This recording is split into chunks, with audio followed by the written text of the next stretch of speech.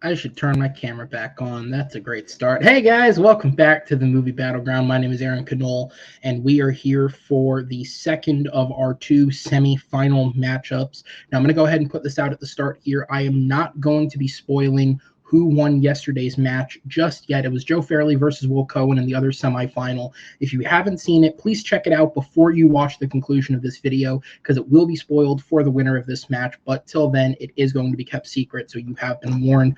With that said, though, I'm going to go ahead and give an audible here. If you have headphones, turn them bitches all the way down, because tonight we have Jay Burnz versus Austin Howell for the second semifinal.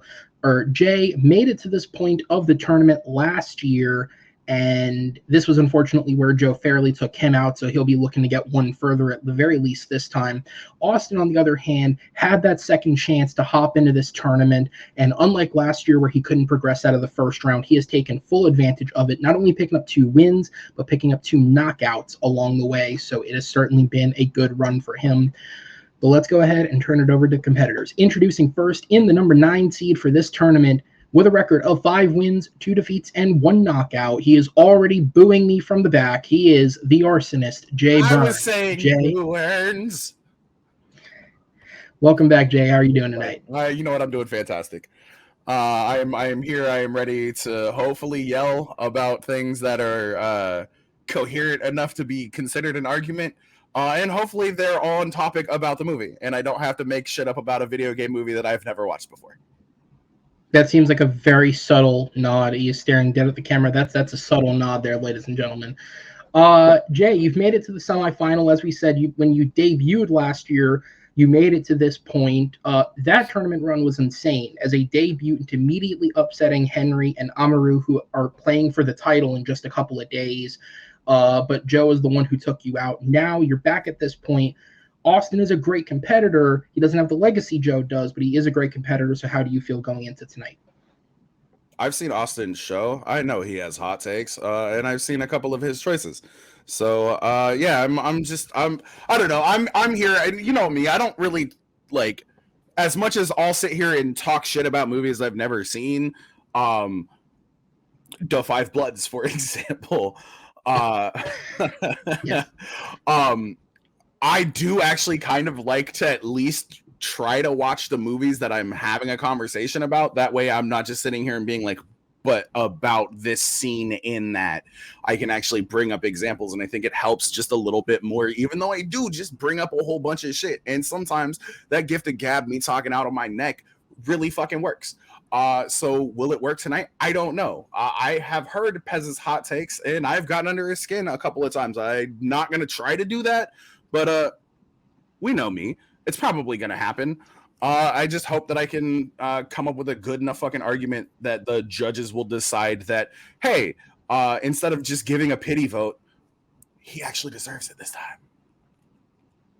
Also a very subtle nod. Well, Jay, we're going to give you a second in the back while we go ahead and introduce your opponent.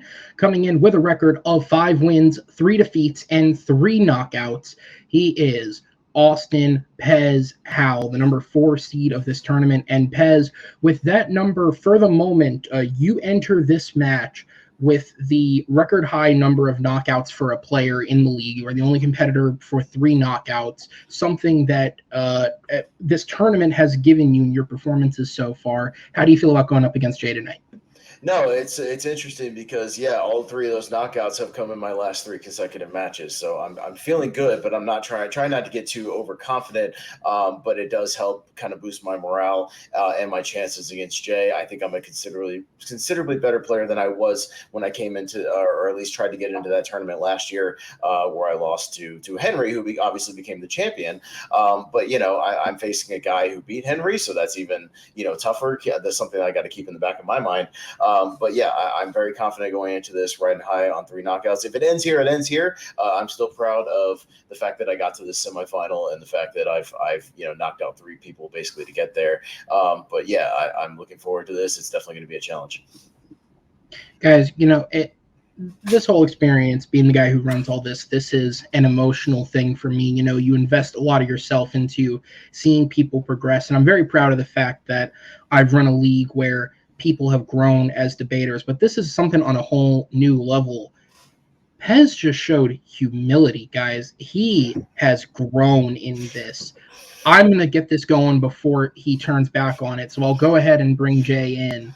Let's go ahead and get it going, guys. Movie Battleground is a game that is a best of 5 rounds. It is a first of 3 points will win the round. Each round of debate is worth 1 point. If a competitor does pick up the first 3 points in a row, that will be a victory by knockout. And if it is a 2-2 tie after 4 rounds, we will bless these gentlemen, if you can call it that, with the blind round to break the tie. But we'll deal with that should we have to. In terms of these first 4 questions, they've had them. They've had their chance to prep as much as they can. They will get 60 seconds to open their argument.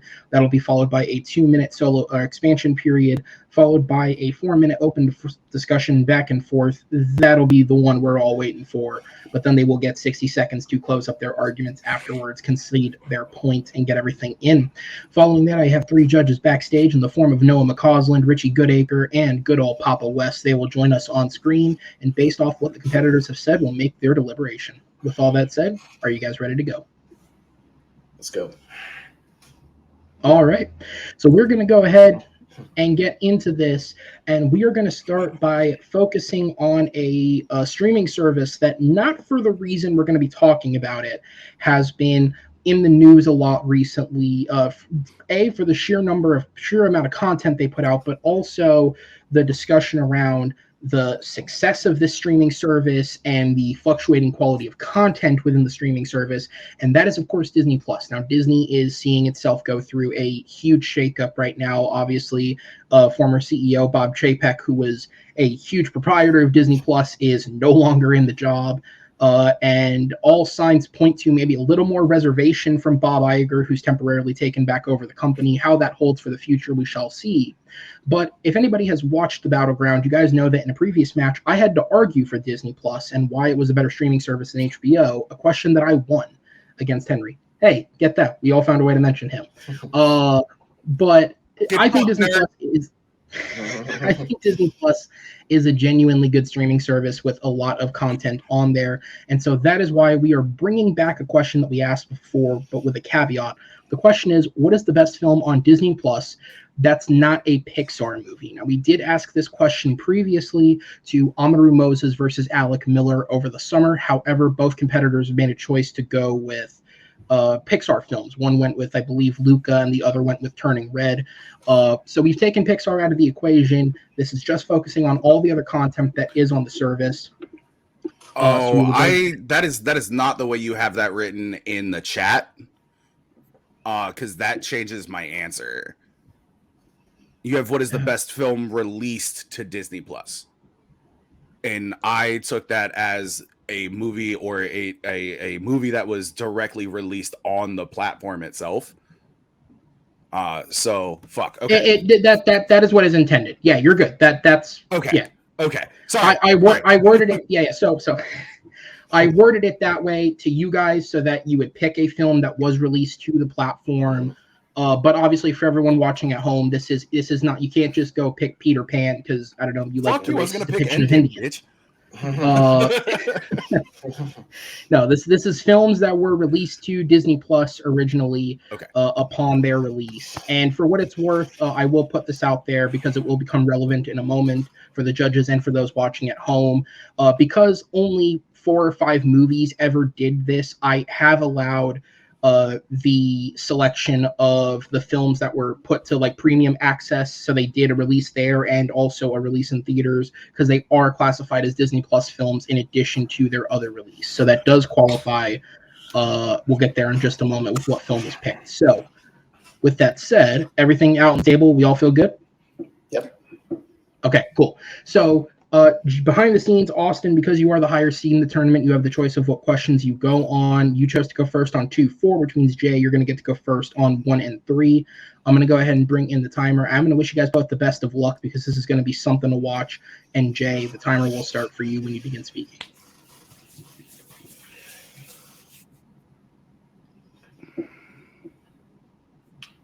Now I did the J thing here. I looked through what was released directly to Disney Plus, and decided to go with, I think, one of my favorite movies released to a streaming service in 2021. And it might seem weird, it might seem out of the park. That's not a J movie. This is completely a J movie. I chose Jungle Cruise, the fucking Emily Blunt, Dwayne The Rock Johnson vehicle. This movie is absolutely fucking charming for a movie made from a 4.5-minute ride at Disneyland to actually become an interesting film. It's one of the main reasons why I chose it. There's a lot to get into. There's a lot to break down of this film, but it brings so much of what it is that you want from a Disney movie right to the forefront. Disney World, it's a Disneyland. Thank you. And time. I want my 4 seconds back. It would be Noah who lives in Florida saying that. I want my fucking 4 seconds back. 4 seconds. Go ahead.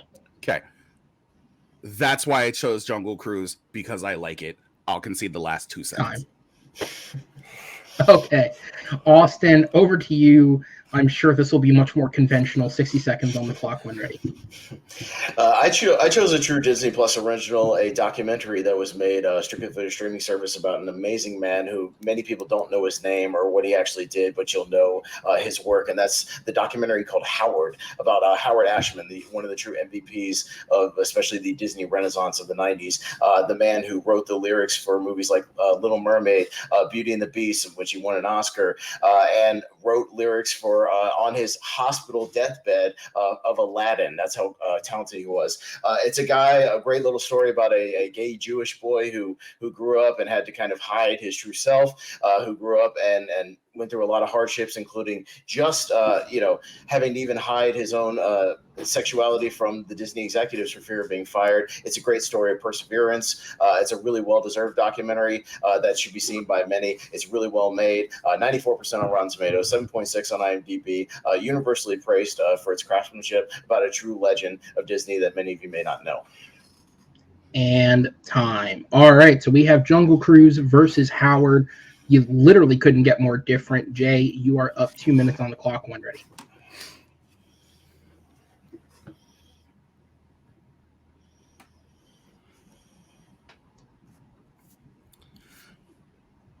Jungle Cruise is weird. It's quirky. It's exactly what I want. You can call it cookie cutter. I honestly don't think it's cookie cutter. I think that the story behind it, a dude who ends up ultimately, spoilers if you haven't seen it, cursed to wander the rivers of the Amazon, is by far probably just one of the cooler things that has been done. And the whole curse to a certain spot is one of those things that has happened before in movies, but I don't think it's been done this way. Jesse Plemons' character in this movie, the main bad guy, the main villain, the Nazi in this movie, if you will, because that's exactly what he is. He's a little German boy in a nice khaki colored suit, is actually kind of a menacing villain. The Rock brings levity, which is something that we know that he can do. Jack Whitehall plays probably one of the most interesting characters that Disney has ever actually allowed to be on screen, because they let him just be a little gay kid in this movie, and he brings some of the best comedic relief. There's so much that goes into this movie that is just enjoyable as hell. The backstory as to why The Rock is trapped here, essentially working indentured to Paul Giamatti's character, a secondary villain, who isn't necessarily a bad guy. He's just got a business to run. There's a lot that goes into this movie, and it was just overall enjoyable for me to watch. I'm gonna wait until our open to sit here and even get into Howard, but there was like I said, there's a lot that goes on in this movie, and I think that it brings this level of enjoyability that I haven't had in a Disney movie in a very long time, especially a live action Disney movie, and it's the reason why I chose it. I'll concede my 2 seconds. All right, well, that will be time then. All right, Pez, back over to you. 2 minutes on the clock. What's so amazing about the documentary of Howard is the way the story is able to weave, much like Howard Ashman is able to weave the lyrics of a story to develop characters. And the way that this documentary is laid out is much like a Ken Burnz documentary. It's told through behind-the-scenes footage, archival footage of Howard Ashman's actual interviews and such, behind-the-scenes photographs, and told directly through the people who knew him, telling the stories about him, all the people who interacted with him, going all the way back to the New York off-Broadway scene where he started with some failures of projects, and eventually found success in the Little Shop of Horrors reboot, which eventually became the movie with Rick Moranis, and found success there, which led him directly being picked up by Disney. And the way it's able to show the behind the scenes of him directing the others, people like Jodie Benson, Angela Lansbury, on not only the actual lyrics of the song and how important they are to developing the characters, but even the inflection, the way you say the words, the way you say all these things, and the way you sing them, the pitch that you sing them at is so incredibly inspirational and so incredibly cool and fascinating to watch. It's amazing what it does. It's a great story of perseverance, will, creativity. Like I said, also weaving in the story about how he overcame and was able to eventually come out as gay, and how controversial that was at the time with Disney. So it's got real world applications with that, with people who might be struggling with that as well, because they can get inspiration from him. Some of the problems I have with Jungle Cruise, it feels like a piece of junk that fell off the Disney conveyor belt. It doesn't have the magic that Disney used to have. It's literally just a MacGuffin vehicle that jumps from scene to scene to scene. A $200 million budget that's completely wasted on really bad CGI, not a single real location. It's all green screen, sound stages, bunch of nonsense. Movies from 40 years earlier, like Fitzcarraldo, actually with much less money did real locations. Movies like The Mummy, which this movie takes a lot of ripoffs from, which was able to really film in places like Morocco, has better CGI 20 years ago. It is supremely miscast with Dwayne The Rock Johnson. It would have been better if you had a regular guy doing this instead of some superhuman. 5 screenwriters that absolutely churn out one of the most tropey, cliche, bingo blockbuster movies of the decade. And time. All right, so we're going to go into the 4-minute open discussion. This feels as good a time as ever to remind you guys to be respectful of each other to an extent, allow the other person to speak. Once you've made your point, do allow the other person to get in some sort of rebuttal. But that said, have fun with it. Time starts when the first person speaks. After you, Jay. I just want to bring up something real fast. You remember the Imhotep looking motherfucker from The Mummy? That's not good CGI. There's better CGI in my movie. I just wanted to bring that up real fast. Also, your aggregate scores for your Rotten Tomatoes and your Metacritic are based off of less than 60 people. That's not a great start for what you're doing. That's because it's a streaming movie. It doesn't release. You're not. That's a moot point. It's not a moot point, actually. But I don't like bringing up that anyways. But since you brought it up, I figured it should actually be brought forward.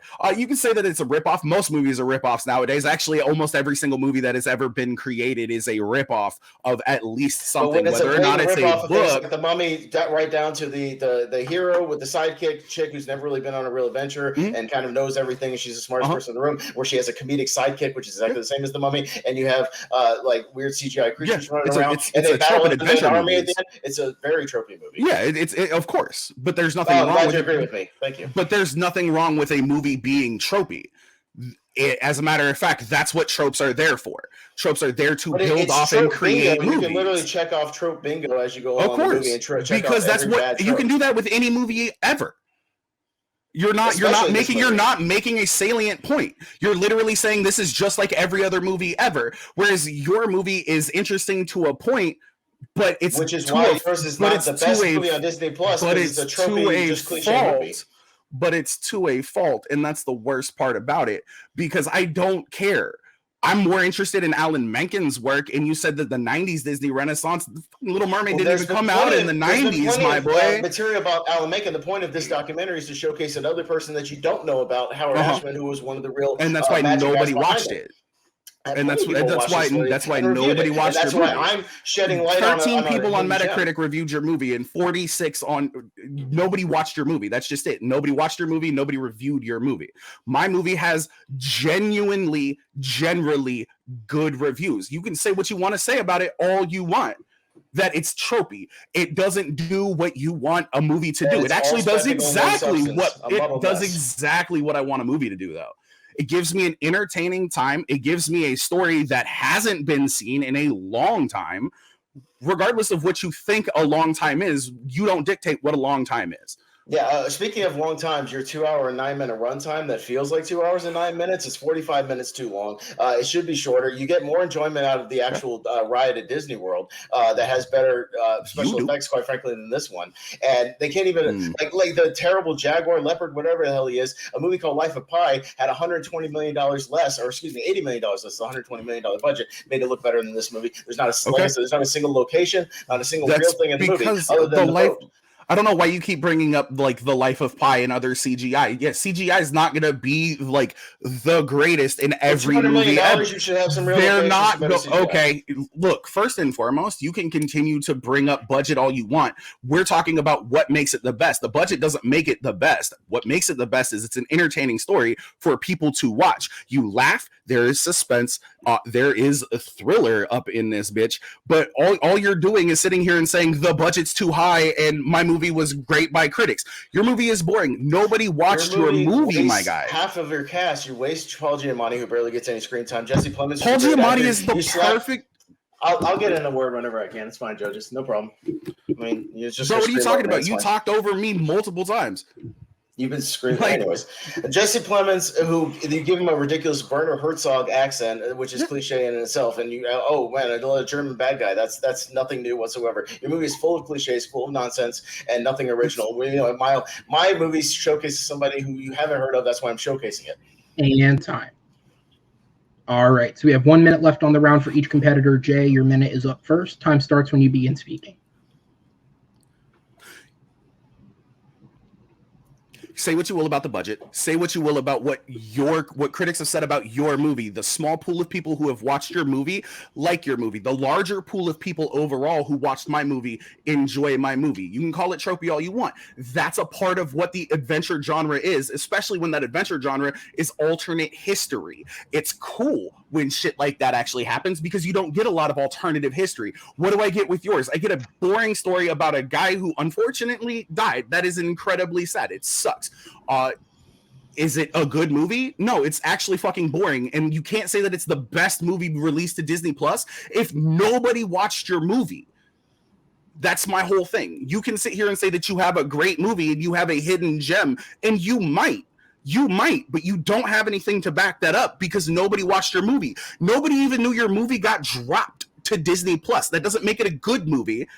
That just makes it one of those movies that nobody's seen and goes by the wayside and isn't even recommended to anybody who watches it, where mine is. And time. All right. And then Austin, back over to you. Final minute of the round. He's making points that, like, you know, not many people have seen the movie. Doesn't mean it's not the best movie. There's plenty of movies that came out in theaters that flopped that would gain an audience later. The Thing, for example, that came out and found an audience later that bombed initially, and is widely considered one of the greatest horror movies of all time. What I'm showcasing right now is a documentary that I'm showcasing with the true diamond in the rough to pull a thing that Howard Ashman wrote for Aladdin, a true diamond in the rough that's on the streaming service, and why it's the best movie and why people should watch it. It's a true MVP movie, a movie that does everything right. Like I said, it plays like a Ken Burns documentary. It's extremely well put together, extremely well directed. Your movie's not well directed. It's miscast. It's tropey as hell with fake everything right off the conveyor belt of Disney. There's nothing special about this movie. There's no magic in it. My movie showcases the true Disney magic and why Disney and why we all have nostalgic in the feels for things from Disney and what made Disney magic in the first place. It reminds me of that time when Disney actually cared about its properties instead of churning them out on the conveyor belt, much like they churn out rides at the amusement park. They've done it before with Pirates of the Caribbean. They don't do it with Tomorrowland. They don't do it with that movie. And time. All right. That's a hell of a way to start the match, guys. I'm going to go ahead and put both of you in the back to await judgment as I go ahead and bring our judges in here. Jacob jumps up to the top because he has admin access, but we are going to start with Noah first on this one. Noah, who gets your vote and what was the main point? I do have a whiteboard because I was going to take notes, but just because these guys were speaking incredibly fast, I didn't take any notes, so I just kept it all up here. But there was a lot of argument for each other's movies, but I feel like Pez had a stronger argument against Jay's movie. And Jay, the only thing Jay that really only had to say against Pez's movie is that it was boring and no one watched it. Well, Pez had numerous things to say about Jay's movie, but also had enough to back up his own as well. So I'm going to go with Austin on this one. Okay, so the first vote does go to Austin. No, or Jesus, Richie, over to you. Who gets your vote, and what was the main selling point? Yeah, I will say I'm glad I already have like speaker issues on my phone, because otherwise this would have blown the speakers off my phone. But it's all good. And good spirited debate here. Ultimately, I think I went with Austin, because I think Jay got a bit too hung up on how no one and seen this movie. And it was boring, but like I feel like Austin had good counterpoints. Like there's a lot of movies that bombed because of a lack of viewership that built an audience afterwards. So I think he had good counterpoints. So ultimately, I went with Austin. All right, Papa, we love you. We appreciate you. We don't care about your opinion this round.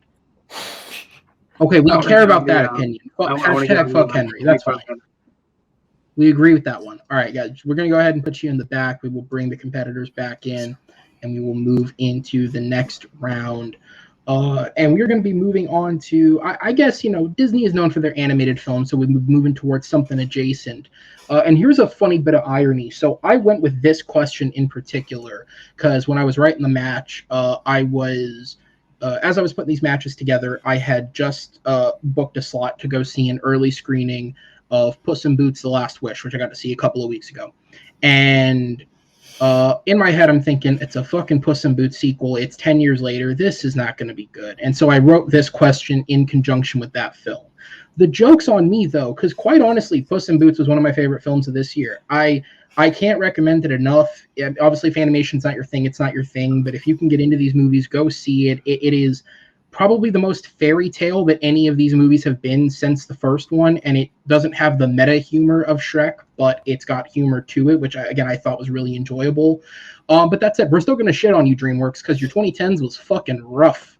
The question is, what is the worst film released by DreamWorks during the 2010s? And there's a lot of them, because if we want to get real here, like the Kung Fu Panda sequels and the Dragon movies were probably the only consistently good things you put out in the 2010s. I wasn't saying they're bad. Those are the only good things they put out. Everything else just kind of sucked. So what sucked the most? With that said, Austin, you are up first on this one, so I'll go ahead and throw you the timer. It will start ticking when you begin speaking. Yeah, I think for the most part in the 2010s, DreamWorks was putting out some decent stuff. It was a little difficult to pick one from this decade until I stumbled upon one film from 2017 called The Boss Baby. And The Boss Baby might be one of the worst movies I've ever seen, and a true example of what's wrong with animated movies, at least modern day animated features and computer animation. It's an ugly film even to look at. It's a migraine-inducing film. It has a complete wrong mix of tones of like almost horror movies with some of the stuff they get into, tones of POV, tones of it's like slapstick comedy 1 minute and it's existential crisis the next minute. They don't know which way to go. The Boss Baby, it's a horrible mix of kind of Stewie from Family Guy, Baby Geniuses, which is a terrible movie to pull from, and something like Chairman of the Board with Carrot Top. And it's all that stuff jumbled into a blender, thrown up onto the screen literally, and it's the worst of ADD filmmaking, basically at its worst. And time. All right, Jay, over to you. What was your cream of the shitty crop?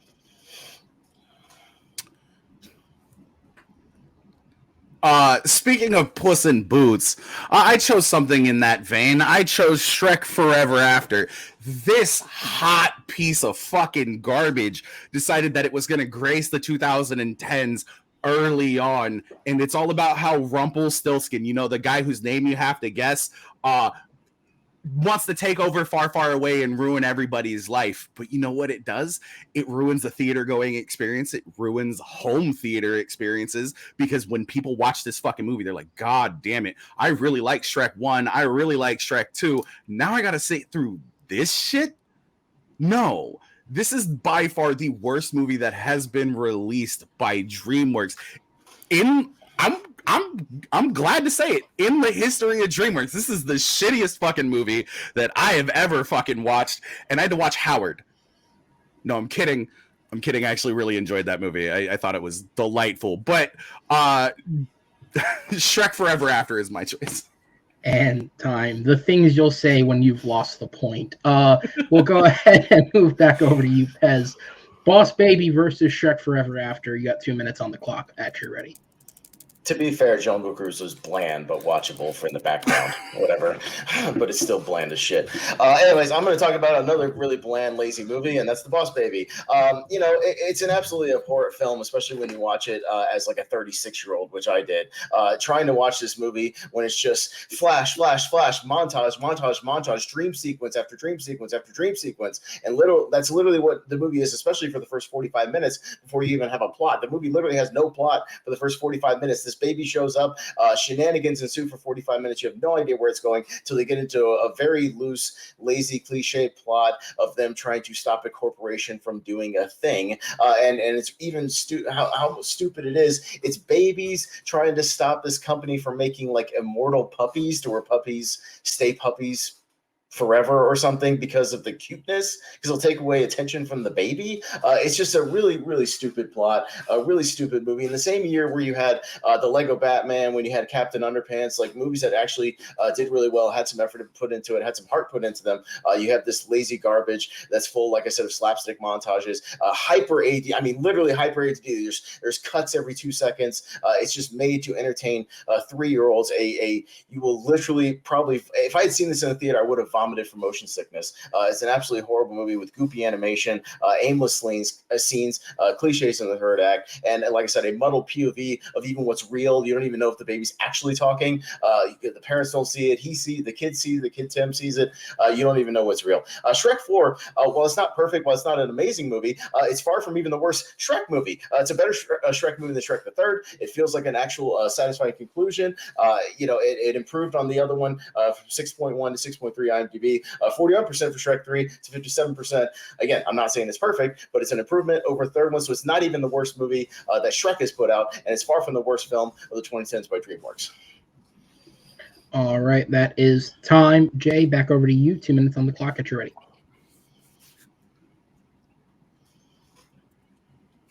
Shrek Forever After, at its core, is a movie about a father who no longer wishes to be a father. It's literally the thing that Shrek longs for, is to go back to the days of being a feared ogre in his swamp.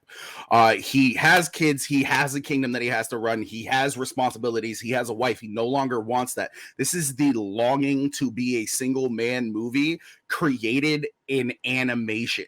It's not anything spectacular, and they go about it the entire wrong way, because all in all, the message is you just need that one fucking guy to come along and it can all go that way. It's a fucking fever dream. When you want to talk about just bad animation, you want to talk about jarring shit, Shrek Forever After is that, if you stuffed it in a blender and added literal dog turds on top. Shrek Forever After is by far the worst, like I said in my opening, the worst film released by DreamWorks. Not in the 2010s, just in general. And I don't like the fact that you keep bringing up IMDb ratings. Cool, bro. Have you seen the average moviegoer? The average moviegoer is a fucking idiot. Nobody cares what they think. Critics' scores on movies, stop caring what critics say about movies. Watch the movie and decide for yourself.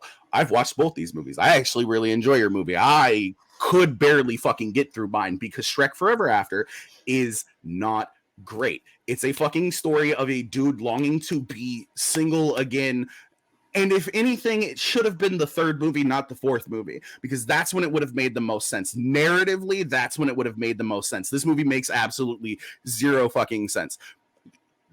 So they're going to sign away the kingdom to Rumpelstiltskin, but Fiona gets saved, and now we're in alternate history. And the entire story in alternate history just doesn't make sense. It's just a jumble. It's so bad. And I'm going to wait until the 4 minutes to talk about your movie. That's just how I All right. That will be time. I'm going to go ahead and sit here before somebody gets overly offended watching at home and say, if you are at minute 34, second 55 of the 100 and something movie Battleground, a show in which we take 2 hours out of our night to debate random movies, you're not the average moviegoer, and thus you are not, by definition, a fucking loser. You're right. No, I didn't say fucking loser. I said fucking idiot. There's a difference. Idiot. Excuse me. Idiot. You're correct. There's a difference. Or you can be offended. Your choice. That said, we have 4 minutes on the clock. The timer starts when the first competitor speaks. Good. So I was just going to say that you laid out your plot scenario is actually very relatable to a lot of people who are in married situations, maybe stuck with kids who they do yearn for their single times to have quiet time to go back to maybe their 20s and maybe before they got roped into a long-term relationship. And when they actually realize what they have, that's when they have that epiphany, you know, that they do actually enjoy their life, which is what Shrek's. It's a very relatable plot, actually, that I kind of enjoyed watching. I like parallel universe stories and what if scenarios of what if Shrek didn't exist. It's almost like a Star Trek plot, which I kind of dug. And it's a fact that you know, they were self-aware enough to know that the third movie was not a very good end to the series, so they made a fourth movie to try to get back to what made the Shrek series special. Nothing about what they did made this movie special. They've literally made this movie over and over again. Whereas yours is actually just a little genuinely one of those things. I don't know if you're a sibling or not, but I'm a sibling. Yes. And I was young when my first brother came into the world. So I know exactly how Tim feels. I know exactly what that thought process is like. You want that attention. You don't want somebody else to come in. And even as that younger sibling, and having another one come in, you don't want something else. You say that this movie has a bunch of jump cuts, which is fine.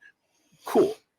You're not necessarily wrong. That doesn't make it a bad movie to everybody. It might make it a bad movie to you. See, but mine is so ADD and yours is not. Yours takes time. Shrek Forever After actually takes time to develop the new characters like Rumpelstiltskin, Walt Dorn giving a really great voice actor performance. Not a celebrity, by the way, them having the actual gumption to cast a voice actor in that role instead of some big name celebrity and just let him do his thing. And it actually gets into Shrek's family life, why he doesn't like his family life. You actually empathize with him and wanting to get back to his thing, but you also empathize with him when he finally has that epiphany and realizes what he's lost with that. And you get some really great what if stuff with Fiona being a badass. It's a lot of fun and a strong female character.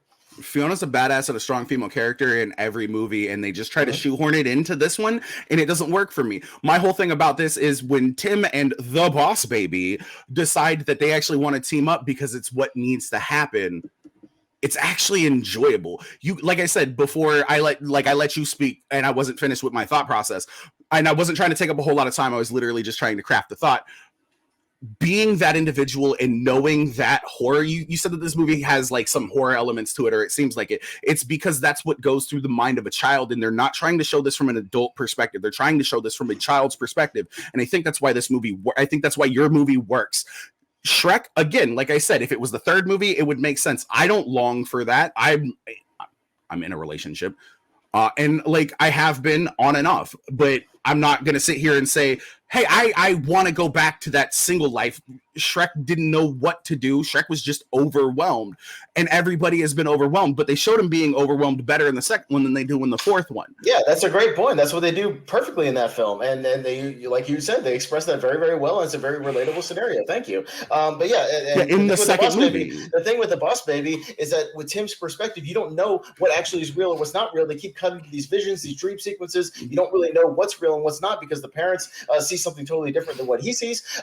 Like you don't even really know if the baby's actually talking or if it's just his perspective of his interpretation of his baby talk. We still don't really know what's real and what's not in this movie, and that makes it very, very confusing. Yours, however, is a very straightforward. It's kind of a familiar story, but it's inventive for what they're doing with Shrek, and it's fun to see what the land would have been like without him and these witches taking over. It's a lot of fun.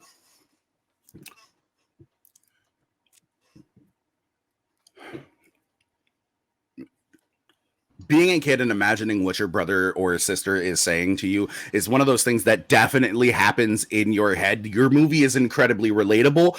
I shouldn't have to be an adult taking a child to a movie to relate to a movie like I have to in Shrek Forever After. And that is time. We're going to go into the 1 minute closing statement here from both competitors. Austin, you are back up first when you begin speaking. like I said, Shrek Forever After is not even the worst DreamWorks movie of the 2010s. It's not even the worst Shrek movie. It's an improvement of the third movie. The audience recognized that. Critics recognize that. Everybody in between recognize that. And it is a familiar story, obviously, sort of a It's a Wonderful Life story, but those can still be done really well, and it's done really well here. The actual scenario of a what-if parallel universe where Shrek didn't exist is something new to that series. It injects some new life into it as opposed to the really bad third film. And again, it's just one of those movies that it still has that Shrek magic. You still have the really good performances from Mike Myers, Cameron Diaz, and Eddie Murphy. Eddie Murphy's still having a great time. These are the only movies where he doesn't kind of check out his performances. You have some really funny jokes with kind of an overweight alternate Puss in Boots. You have a thing where all the ogres are being jailed. It's really good. You can tell they actually cared about giving us a good finale to the story. Mine, again, is a cliche mix of Baby Geniuses, which is a bad movie, Stewie from Family Guy. It's absolutely awful. Jump cuts everywhere, bad direction, bad screenwriting, bad plot. Again, a plot that doesn't kick in for 45 minutes. Absolutely lazy storytelling and everything that's wrong with current animation. And time. And then Jay, back over to you. You have 1 minute left on the round. Everything is wrong with current animation. Everything's wrong with current filmmaking. Yeah, you can say that about Shrek, because Shrek, terrible. You want to sit here and say that you don't understand whether or not that this is happening. That's completely fine. It negates the entire ending of the movie where Tim and Ted are adults and they're worried, and they have another child and they're worried about the sister coming in, and the sister reveals that she's also a boss baby. There are things about your movie. You could say that it's ADHD and there are jump cuts. That's fine. That's the mind of a child. And you know what? If you want an animation movie, give me that. I want a movie where as an adult, I can sit and I can watch it and be like, yo, it was like that. Whereas with Shrek, like I said, the entire premise of this movie came a movie too late. You like it because there's this Star Trek element to it.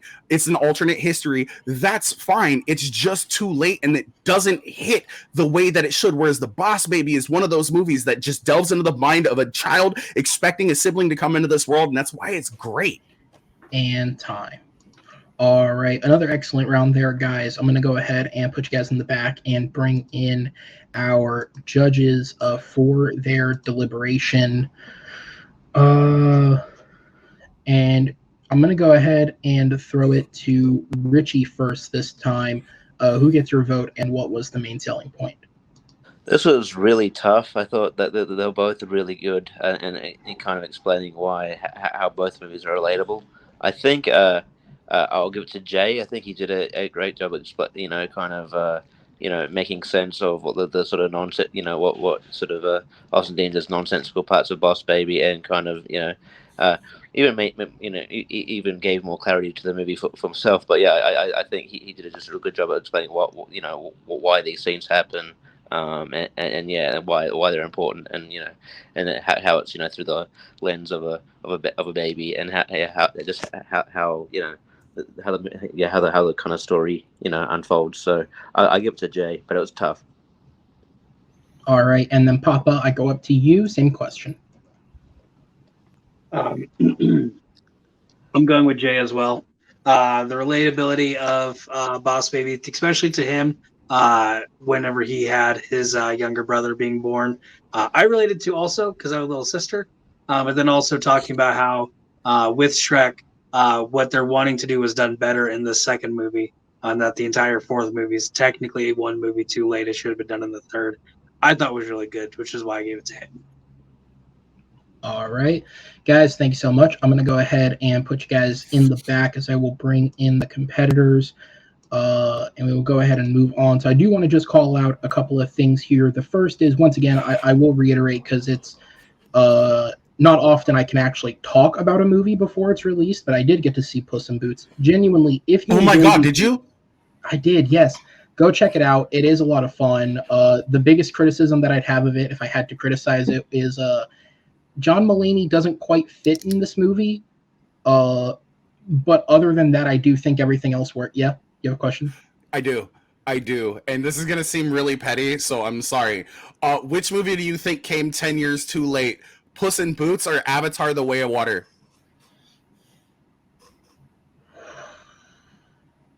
Honestly, from what I've been hearing about Avatar, I don't care. It's Avatar. I still don't care. God damn it, Pez, smile, you fuck! I'm focused. Sorry. Here we go. I'll give you something. I pulled you in the wrong way. I'll give you all something to focus on. It's not often we have moments like Okay, this. sorry. Fuck that question for making me watch The Boss Baby. Fuck that question for making me watch Shrek Forever After. Fuck you. I do want to give some kudos here. With that point, that does break a streak that Pez is on. That is 10 questions correct in a row that you had coming into this match. Congratulations, sir. That is genuinely something that has not been done in this league legit, so far. this isn't sarcasm. So This good is job, sarcasm. Sir. That's sarcasm. No, so we're going to go ahead. The Joker clap from The Dark Knight. The seal clap.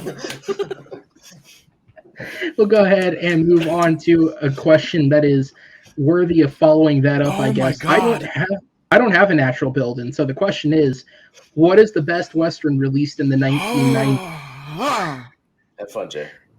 I don't have a natural lead up to that. Now? No, but that's only because I really want to see you argue this. Okay. All right. And that's all I'm going to give the judges, because this is going to get weird. That said, Jay, you are up first. Jay, you still got your strength coming up, buddy, so don't worry about that. Yeah, thankfully, I was worried. I'm not going to lie. After that last question, I was like, fuck, no. Strike question doesn't come until fucking question 4. I don't know if I'm going to get there. All right. We will get to your strength, Jay. Don't worry. But, Jay, you do have to go first on this one, so time starts when you begin speaking. Sorry, I'm still getting over a cold. God, I hope that doesn't count as my start time. Anyways,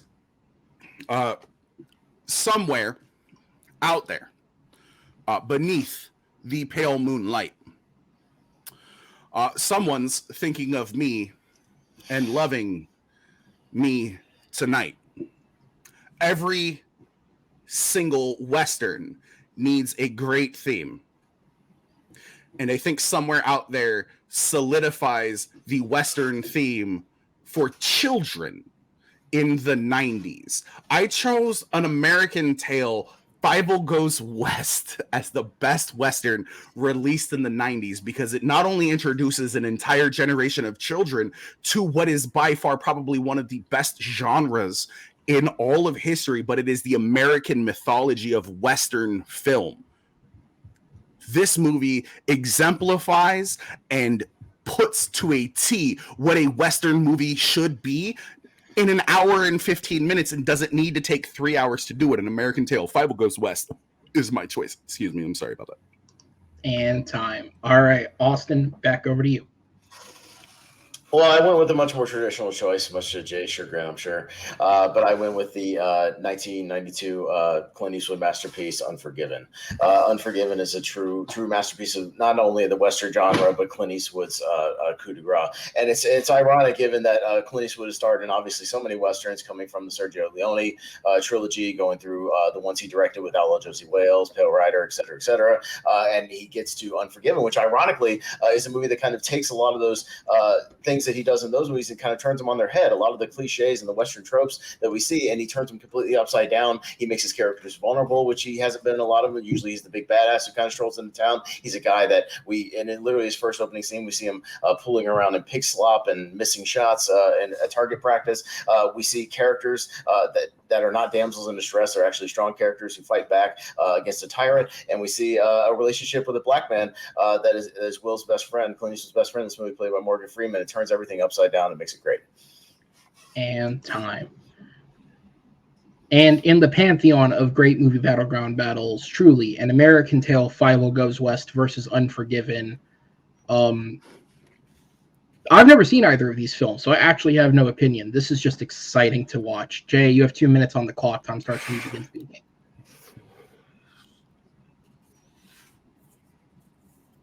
My film starts with the Mouskowitzes in New York City. Not necessarily the greatest spot, but it is Fievel imagining himself out west in the lawless west, fighting with Sheriff Wiley Burt, who is staring down the entire cat gang and taking them on. It is pure imagery of what a Western movie is. It easily, just through visuals, explains what a Western is, how they start. And it is that old man versus the new age. It is that I'm over the hill and still need something. Chaos ensues. They are forced, the Moskowitz family is forced to flee from New York City out west to Green Lake. Oh, I'm sorry, Green River. It's not Green Lake. It's Green River. Green Lake is Holes. Fievel gets lost on the train, finds out that cats are sending mice all the way out here in order to kill them and eat them. It's a story of, hey, it's a story of promised happenings that will never be seen. It is a theme in Westerns that promise that hope of something new that may never be attainable, and it is easily digestible for children. And like I said, it creates this ability for children to digest Westerns and create newer Western fans. There was a resurgence of Westerns in the 90s, and I think Tombstone is the best Western released in the 90s, and I could have swore that's what Pez chose, and that's why I didn't choose that. So here I am stuck arguing fucking Fievel Goes West. But Fievel Goes West does everything it is that you want a Western movie to do, but makes it easily accessible for children. I yield my 2 seconds. All right. And Pez, back over to you. Time starts when you begin speaking. So again, what Clint Eastwood does great in both directing and starring in this movie is taking everything he's done with the Westerns and actually doing something different in kind of making his final masterpiece Western. And that's, playing a character that's flawed, playing a character that's not the badass, playing a character that has the badass in him, but has to kind of release it, almost like a John Wick, really, about 20 years before John Wick would come out. It's a guy who we're told is this big bad killer who has this very flawed past and who morally doesn't always have the high ground. And a lot of these characters in this movie are completely gray morally, including Little Bill, played brilliantly by Gene Hackman, who won him an Oscar for this movie.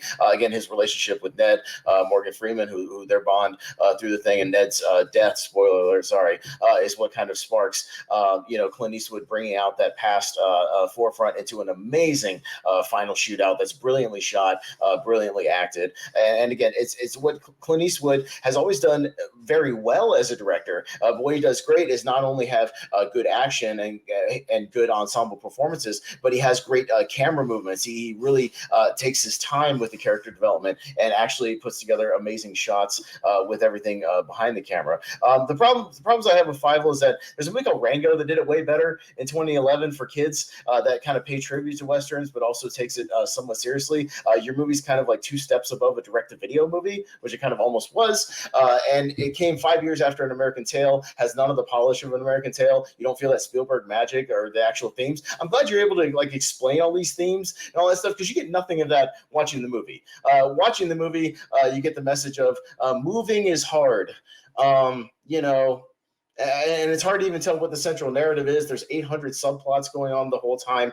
They turn the cats into a complete and utter joke when they were an actual real threat in the original film. You completely waste John Cleese's performance into just being a slapstick nonsense character, and you waste the last performance of Jimmy Stewart on this character. He sounds sleepy the whole time, doesn't want to be there. And talk. Okay, so we're going to go into the 4-minute open discussion. The timer will start back up when the first competitor speaks. Good. Oh, no, I was just saying, your movie's like 75 minutes. It takes no time to develop any of the new characters. You're completely flying by at 100 miles an hour, but it's like wasted energy. It's like having your car in your driveway in neutral and just gassing it over and over and over again. You're doing a lot of things, but there's no substance to it. You're not getting anywhere. It's just noise. Again, visual noise. Some of these movies don't take care to actually develop anything. Again, you don't feel that Spielberg magic like you have with the first movie.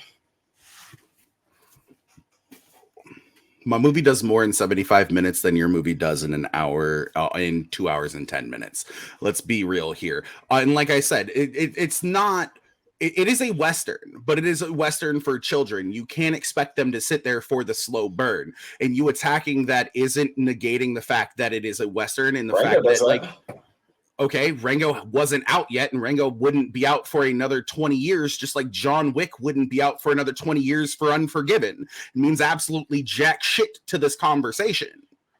No, I mean, but the point is that there are children's movies there's that no do take point time to there. develop their characters, that do take time to have a decent script, There's that not do a take point time to have there. good visuals, and your movie does not take the time to do that. It's in and out does, because it even needs with to be the a certain time. arguments, even with the arguments that like Spielberg had with Don Bluth and them separating ways, it still hits. You can say that it doesn't all you want, but it's still there.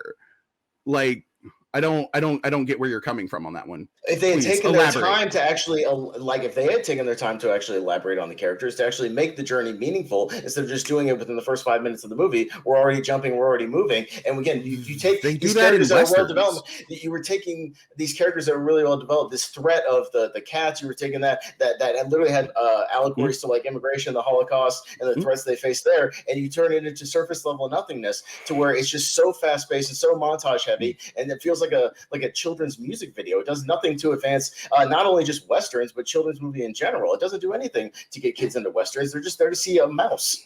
It doesn't matter what the setting is. The setting is a moot point in the movie. It's dull. You can. This is like the fourth time you said moot point. I don't think you actually understand what moot point means. It's not actually, because you said it in Jungle Cruise argument. So let's not go ahead and do that. But you want to sit here and say that it's a moot point, and I'll argue that a little bit. It's not. Like I said, it is a children's movie, but it is a children's Western. And what do you think the first 20 minutes of any Western is, especially if it's new age versus old age, whether it's the old gunslinger versus the bad guys? It's about a move. It's about the fight and the struggle to survive in a new place. Guess what? Most of that entails a move. Yes, it is completely different from an American Tale, but Fievel Goes West is still the best Western in the 90s because it's accessible to everybody, whereas Unforgiven is for Clint Eastwood fans and Morgan Freeman fans. Your movie is boring. Your movie is 2 hours and 10 minutes long. And it could be 30 minutes shorter. If your movie was as long as Fievel Goes West. My movie is patient and actually takes slow, time to develop okay. characters. It has plenty of action, plenty of great comedy even throughout the thing, dark comedy in certain scenes with Little Bill, with English Bob, Richard Harris, another great performance in the movie that I didn't even mention the first time.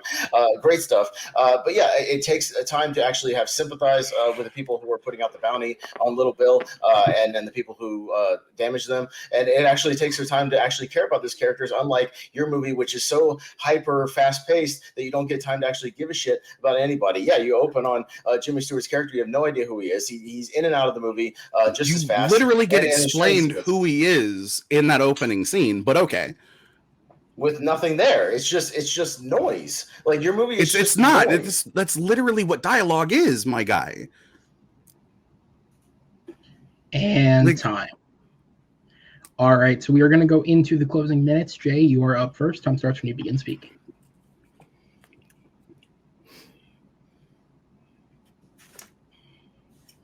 I'm sorry. Give me one quick second.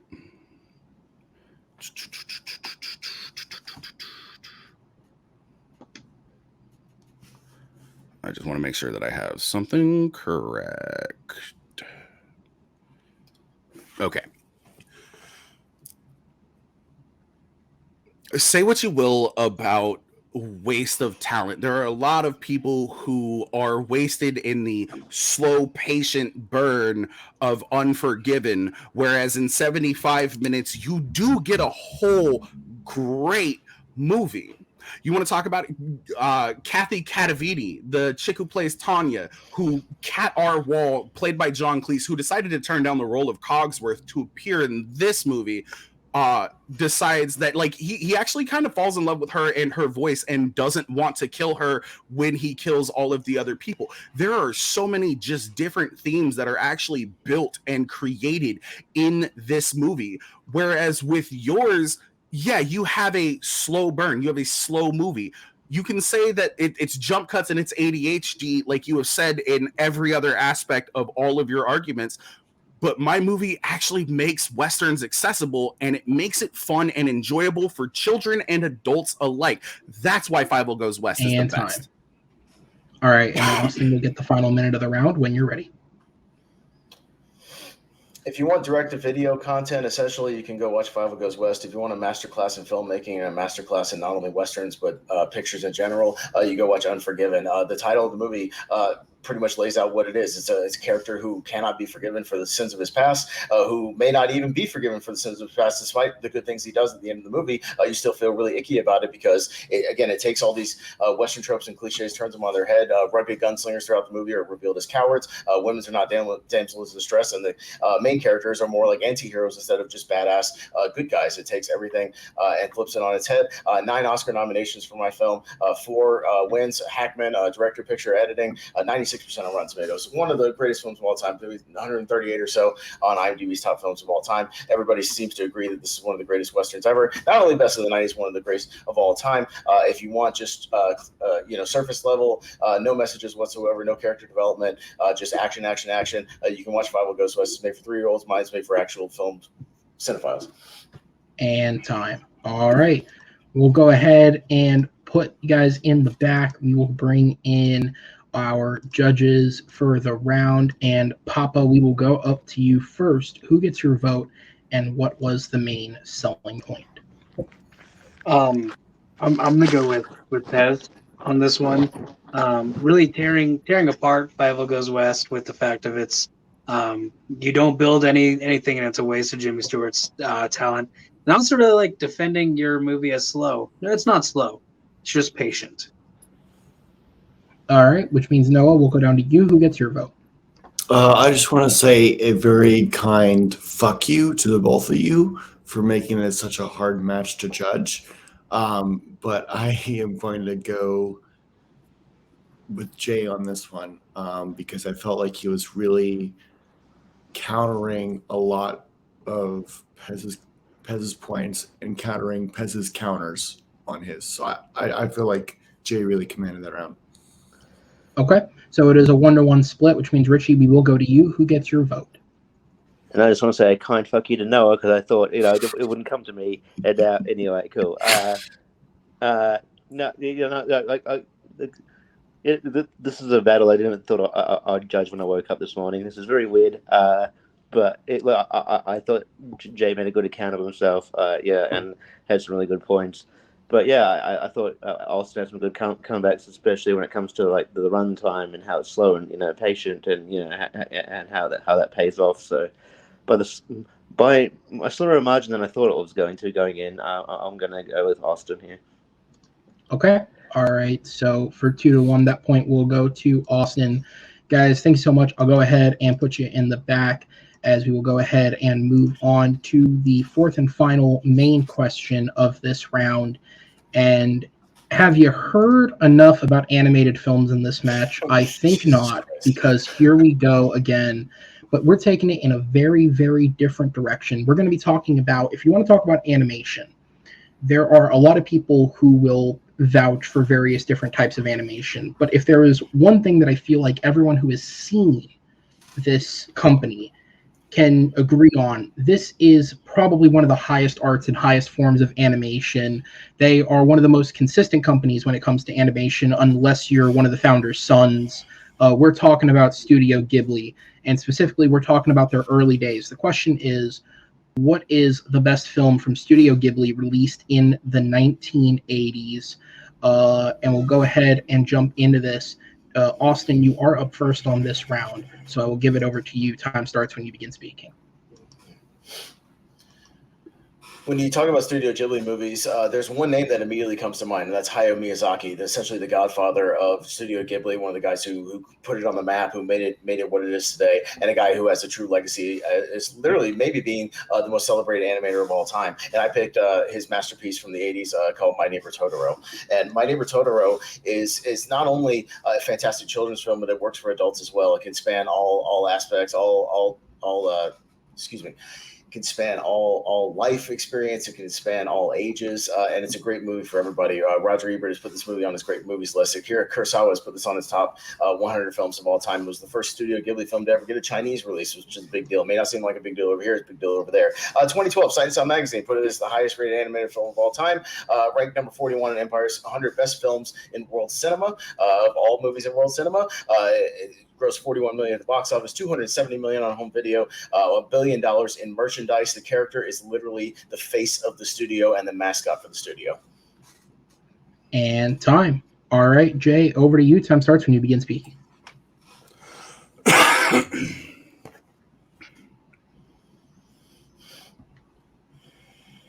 Me and Pez did something that was a little bit deceptive when it comes to this pick, because the only reason that your movie exists is because my movie exists, and I chose Grave of the Fireflies. Your movie was created as a pensive, as a salve for what my movie is. Asao Takahata's, Takahata. I'm sorry.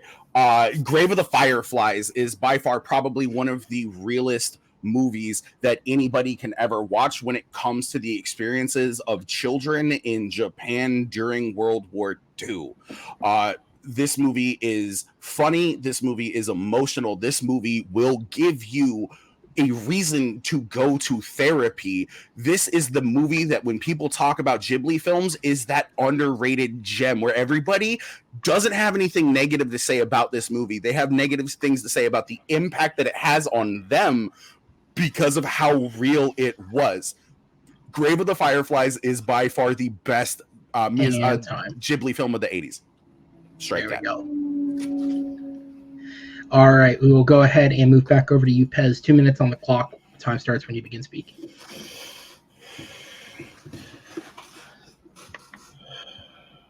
Through the eyes of Satsuki and Mei, the two main daughter characters of the movie, with their father moving to a new house in the middle of the country, we get to perfectly encapsulate the magic of being a child, the imaginations of children, what they can kind of create in their heads, and the appreciation that they have for the world around them. Really, the grace and spectacle of what children can create in their brains, and the innocence of childhood, much better than the Boss Baby, I might add.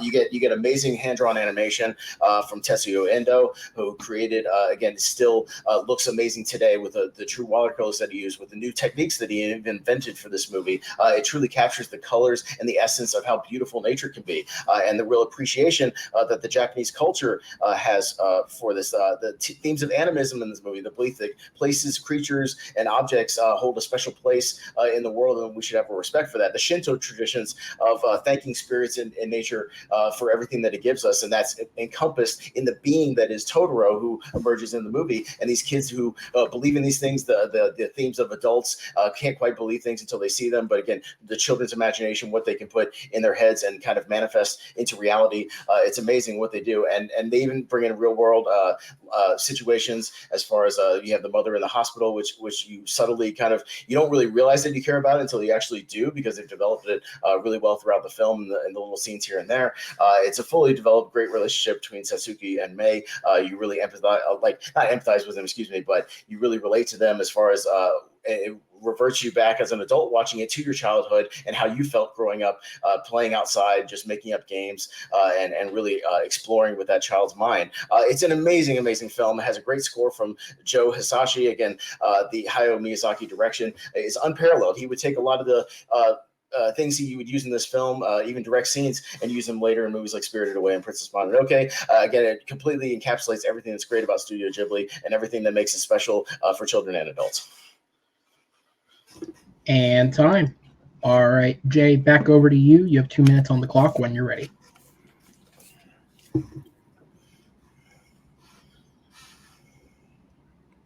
I personally saw Grave of the Fireflies when I was way too young. The story of Setsuya and, oh my goodness, I'm forgetting her name. It's Seita and Setsuko. There we go. Is one that, like, not a lot of people really get an idea of or for when it comes to this, because there aren't a lot of stories told from the perspective of children when it comes to war, and the fact that they have to live through this while losing their mother, not knowing where their father is. The fact that this movie ends with them overlooking a new Tokyo, knowing that things have gotten better. And it's unfortunate. This movie breaks your soul. This movie breaks your heart with the emotional tones that it hits. The fact that, like, they keep fireflies when they move out of their aunt's house. Their aunt's a terrible fucking person and is incredibly nice to them. You see humanity at its worst and at its best. An aunt takes them in when they don't have anywhere else to go and tensions start to rise. And he's a child trying to take care of his toddler sister, making sure that she doesn't look at dead bodies, trying to make sure that she eats, trying to take care of her. This is heartbreaking cinema here. And it's one of those things where you can't just look at the surface. You have to look beneath it. And I know that a lot of the context is just right there and it's punching you in the face. And I think it works best like that. I think that this is the best Ghibli film released in the 1980s because it speaks to something that wasn't necessarily all that far in the past. And it was one of those things that you didn't really get a chance to see build. You didn't get a lot of these stories from like this perspective, and for it to come across and hit people who were a part of that invading force to them, I think nails the coffin home, like hits the final nail in the coffin just a little bit. Totoro is fine, but it's a child's story. This has implications. And time. All right, so we're going to go into the 4-minute open discussion. The timer starts when the first competitor speaks. A movie doesn't have to have, violence and destruction and sort of these thrilling aspects to be engaging. You're right, it doesn't, but that's what every Miyazaki film is. So next.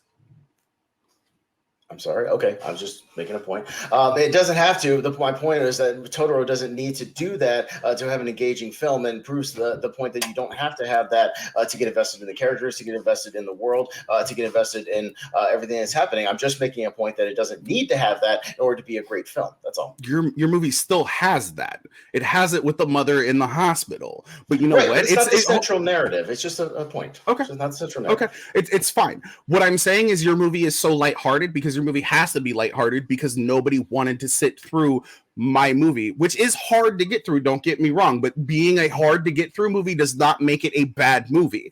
I think that the themes in the story that is told when it comes to Grave of the Fireflies, especially one that everybody can connect to, if you're a sibling, even if you're not, and you have somebody younger that you are trying to protect and trying to keep safe, is one of those things that is universal.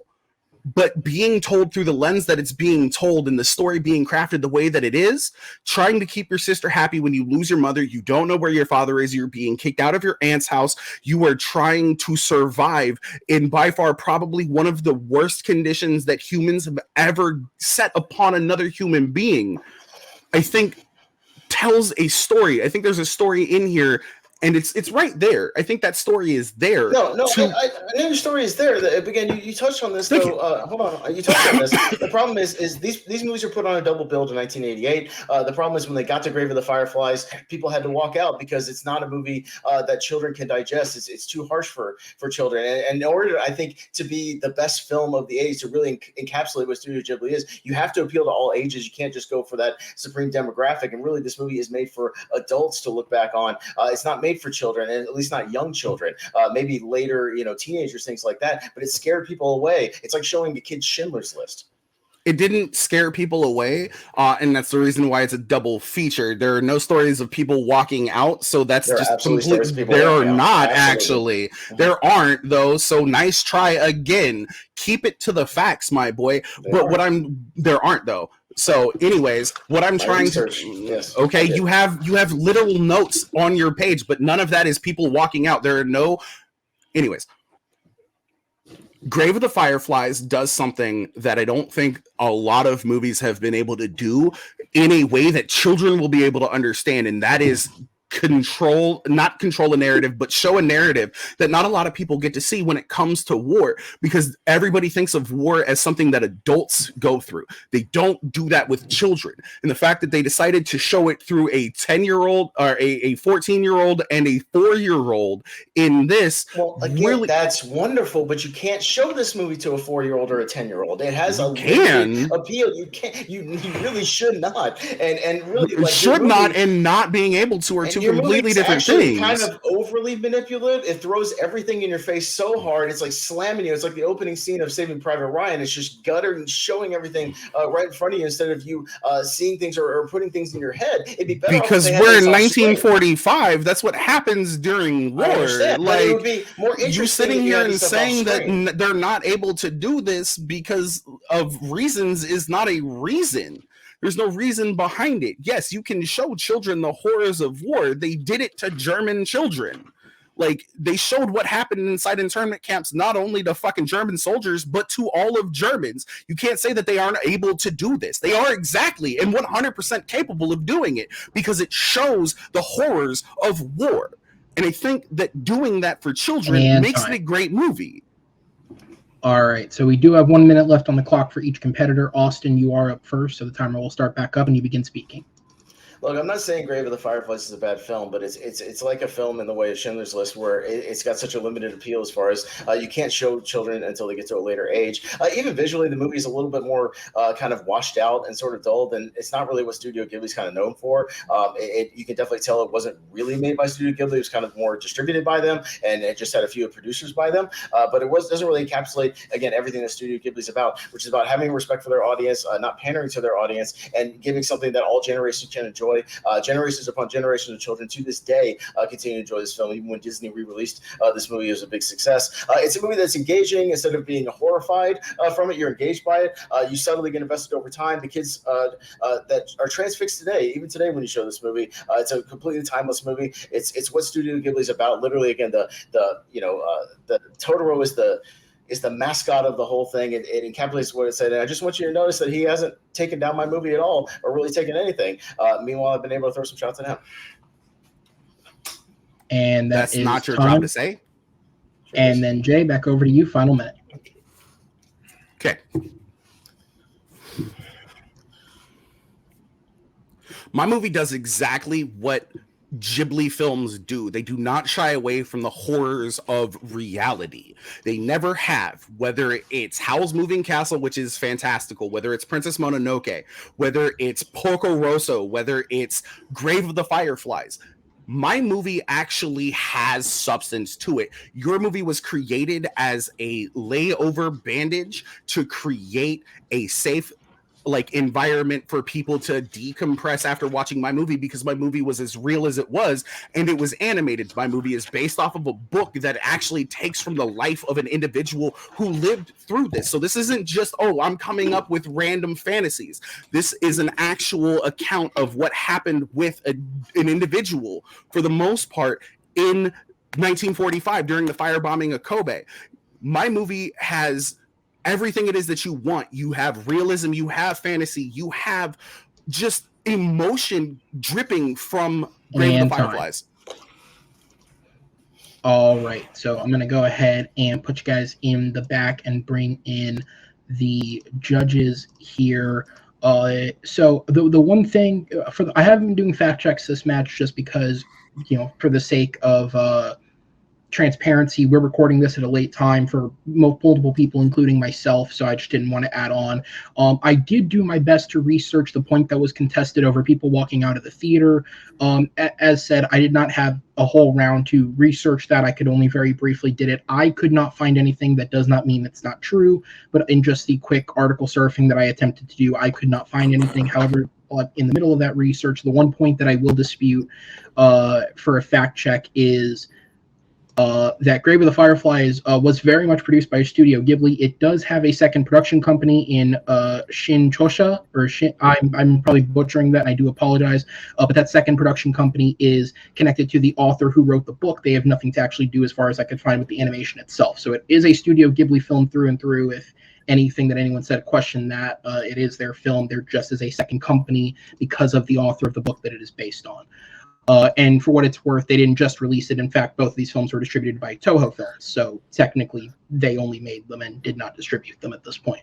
But with that said, Noah, I will go down to you. Who gets your vote, and what was the main selling point?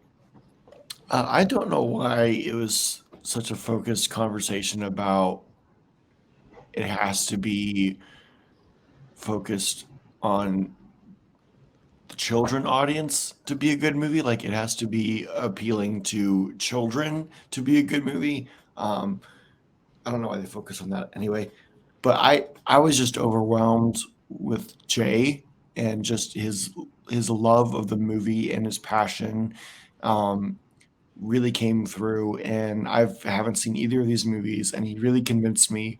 And even though he really didn't have much to say against My Neighbor Totoro,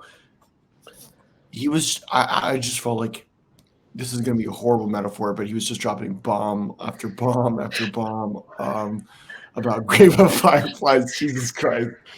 So I'm going to have to go with Jay. Yeah. He couldn't come with anything else. Way too soon. Bombs.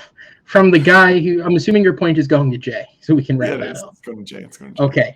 from the guy who brought us the comments about Shelley Duvall on The Shining. With that said, Aaron, we moved past that. We've moved past that.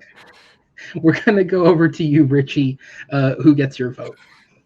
Yeah, like it was tough because I like Jay had a lot of passion and clearly liked the movie, and yeah, but like I maybe as just a judge, I just wanted to hear more knocks on Austin's movie, and I just didn't. And yeah, the conversation, the debate was focused on seemed to be focused on the film demographics and suitable for kids, and but like I just wanted to hear more from Jay just because all he said was it was lighter for a reason to sort of as a sort of palate cleanser for Fireflies. And I want to hear more, so I'll go with Austin here, and I'll leave it up to Papa.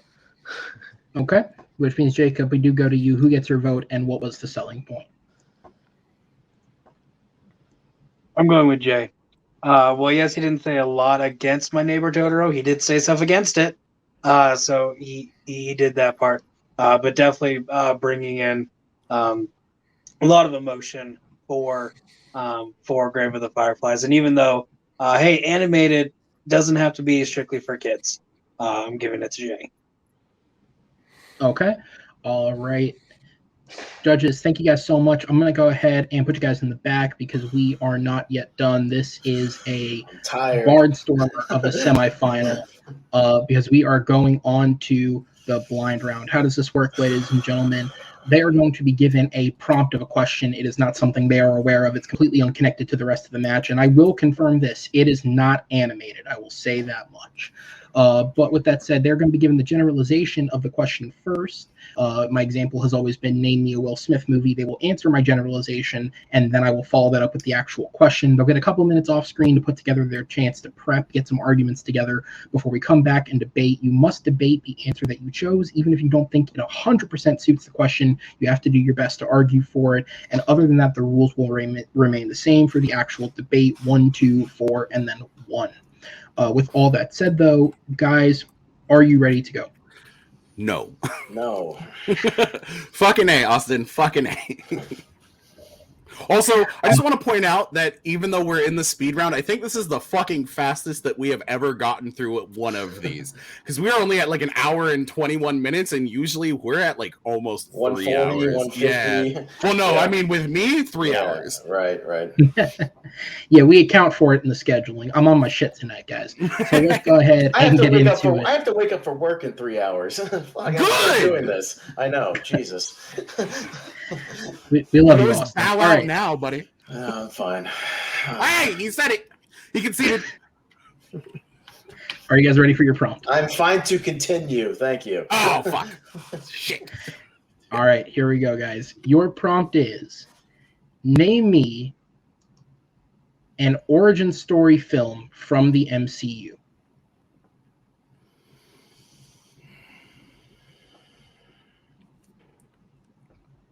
And this is a reminder to both the competitors and those at home that whoever answers first will go first. This is not me inviting you to wait, but just a reminder.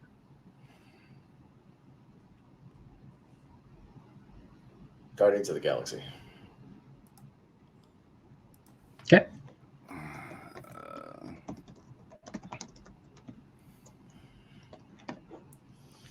God damn it.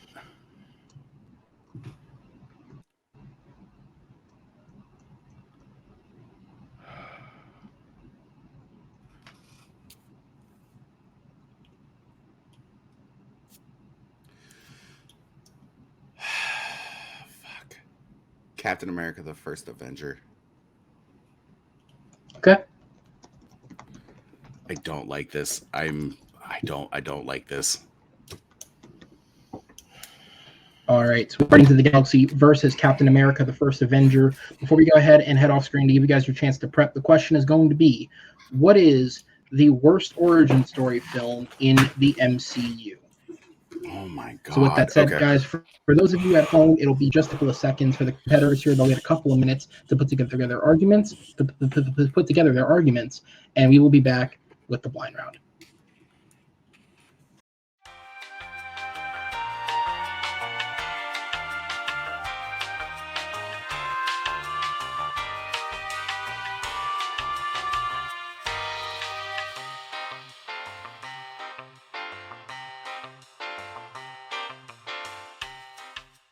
are back heading into our blind round. As a reminder for people, the question based off the generalized prompt of name an MCU origin story film is, what is the worst origin story film in the MCU? Our answers are Guardians of the Galaxy to Austin, Captain America the First Avenger to Jay. Austin, because you answered first, you are going to be up first. With that said, guys, you have played this match like it is a semifinal match. You have both earned your weight being here and in the tournament prior to this.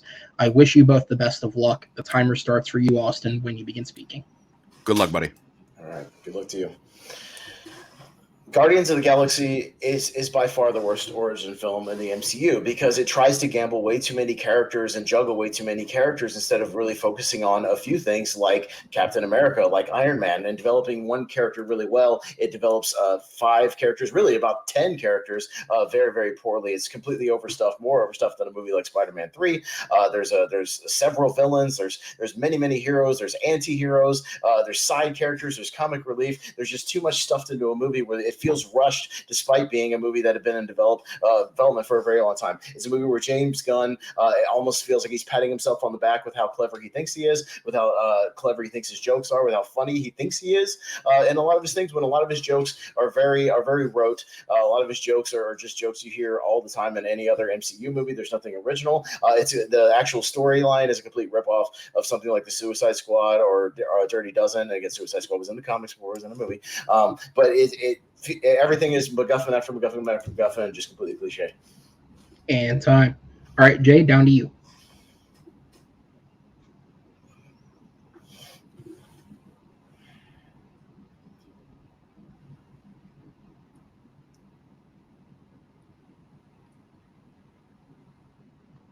You are muted. Sorry, am I good? Yes, you're good now. Okay.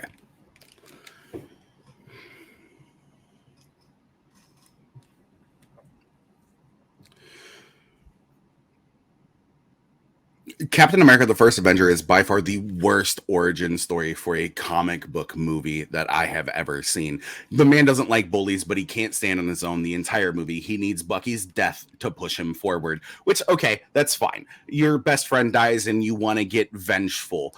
That's not a great motivator when you don't like bullies and you have the Red Skull and you have Hitler. You're looking at a fake person who can't do anything. Stark had it right. Everything special about him came out of a bottle. He's relegated to the sidelines for most of the movie, and he's not the Star-Spangled Man with a plan, because his plan is, I don't fucking know. Let's attack base after base after base. Whereas at least with the Guardians of the Galaxy, you have a coherent story. You have a diegetic music presence in it. The music moves the story forward. There's nothing special about anything that happens in Captain America. I'm sorry. Captain America is a good movie overall, but it's a terrible origin story for an individual in the MCU. All right, that is time. Austin, over to you. 2 minutes. So right literally from some of the opening scenes in Guardians of the Galaxy, we have things we've seen done better in way other movies. We have a completely cliche character origin of a kid losing his mom to cancer. That's not original. We have a person being without a dad. That's not original. Even for the time period it's supposed to be set in that opening scene of the 80s, every other Spielberg movie was a story about a kid who didn't have a dad or lost a mom or had a broken family and was raised by other people. Every other Spielberg movie did that. Then we jump to the opening scene with him dancing to try to get the MacGuffin. It's literally the scene from Raiders of the Lost Ark. I mean, it's the exact same thing. It's treasure hunting. It's nonsense. And we jump right in from character to character to character. We don't get to know anybody. We jump into this completely ripped off Han Solo Chewbacca relationship with Groot and Rocket Raccoon. You have kind of the gun crazy, one-liner toting Han Solo. I'm sorry, I mean Rocket Raccoon interacting with his sidekick who you can't understand, who says one phrase much like a Chewbacca, just growls through the whole movie, yet he can still understand him. Again, completely ripped off from other films and done better in other films. You have character names that are even lazy in the writing. You have characters called the Broker, the Collector, where their name is the Job. That's lazy. You have a Gamora Nebula relationship that's never explored in this movie. It's just kind of told through dialogue that there's a past history, they don't like each other, and they're violent badasses, but we don't get to see any of that badassery. You have a character named Drax the Destroyer who doesn't destroy anything in this movie. He just gets his ass kicked the whole time and looks like a complete and utter fool. You even have just just weird continuity issues from the comics where it's supposed to be this emotional moment at the end where Groot says, "We are Groot." He's physically incapable of even saying that in the comics. He's only supposed to be able to say, "I am Groot." You have an awful villain in Ronan, maybe the worst villain ever in the MCU, and a scene that ends with a little the stupid villain being distracted by a dance off. What are you doing? When he could have easily taken on all the characters in one shot. I didn't even mention the Nova Corps, which are completely developed. Again, further making my case that this movie is completely overstuffed, underdeveloped, and badly written. And time. All right, Jay, over to you. 2 minutes. First and foremost, Groot does say "we are Groot" in the comics, so I just want to go ahead and knock that right the fuck off. What you have is by far probably one of the more interesting experiences in an origin story in the MCU, which is what the question is. You actually have a decent origin story. You have a great origin story, whereas mine is just, I'm going to rip everything from the pages of a fucking comic book from the 1940s and I knock out Hitler over 200 times. He's nothing. Captain America is a giant nothing burger, and he doesn't do anything for 80% of the movie. Whereas, at least, like I said, with your movie actually moves the story forward, not only with the music, but everything that happens when they're in the fucking kiln is by far probably one of the better bonding experiences that you see in a movie. Do they all like each other? No, but due to circumstances, they are thrust into this, and it's one of those things that you like to see when it comes to movies. It's Captain America taking on Hydra by himself. Cool, we have another Superman in movies. I don't need another Superman in movies. Captain America he doesn't hit the way that you want him to hit. Captain America would have been better had they taken time to develop Steve Rogers as an actual character. Whereas you want to sit here and say, oh, they're ripping off every Steven Spielberg thing. Everything rips off Steven Spielberg. That doesn't make it a bad thing. James Gunn is paying homage to the 80s. That's what he does. And I think that's why it makes it an effective transition when... I'm sorry, I'm bubbly. It makes it an effective transition when he decides to actually jump into the story. You can say all you like that, oh, this is an Indiana Jones ripoff, this is a Star Wars ripoff. This is the first time we've really been to space, like space in general when it comes to the MCU. And I think that James Gunn did a fantastic job. Whereas with Captain America, the first Avenger, what do we get? We get some guy who doesn't like bullies, who gets bored and gets bullied almost the entire movie, whether it's by Chester Phillips, whether it's by Agent Carter, whether it's by everybody else in the film. Your movie is so much better as an origin story. And time. All right, we're going to go into the 4-minute open discussion. Time starts when the first competitor speaks. I went first the last couple times. You go first. You brought up that you didn't like the fact that there are people like the Broker in this movie and the Collector, and you don't like all of these names. That's the most comic book thing that you can do, and he kept it not necessarily original, but he kept it to the origins of the Guardians of the Galaxy, and I do appreciate that, and I think that it shows a love and a deference to the fact that there is source material that he wants to choose, that James Gunn wanted to choose from, and he did such a good job of it. Well, sometimes you need to change things from the comics to make them more interesting. You don't always have to stick directly to the source material. You can pull from it, but change things for what works better for the movie. Jaws is not like the Jaws film. Jurassic Park is not like the book, is not like the film. Sometimes you change things that are better to do for the movie, and you make things more interesting and more fleshed out. Jaws the film is just like Jaws the film because it's Jaws the film, by the way. But I'm saying it's different than the book. That's my point. But you didn't say that to make it better. That's but you point. didn't say that. I said that in Jurassic Park. That was you said it in Jurassic Park, but you didn't say it in Jaws. But that's besides the point. I think what you have here is actually an original origin story. Whether or not you can sit here and say, oh, these people came together. Everybody comes together when it comes to a movie like this. But you know what? The music, the emotion behind it, and you can sit there and hate on Groot all you want. I think Groot has by far, even with only 4 lines of dialogue, which are I/we are Groot, does great in this film. They show emotional beats, even with somebody who is as stoic as that. My movie doesn't do that. Your movie at least hits emotional beats. Your movie moves the story forward with the music that's involved, with the characters that are involved.